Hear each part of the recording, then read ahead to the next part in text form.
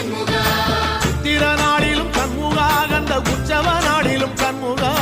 நாடுங்கிழமையும் சண்முகா ஒரு உண்மையை சொல்லவா சண்முகா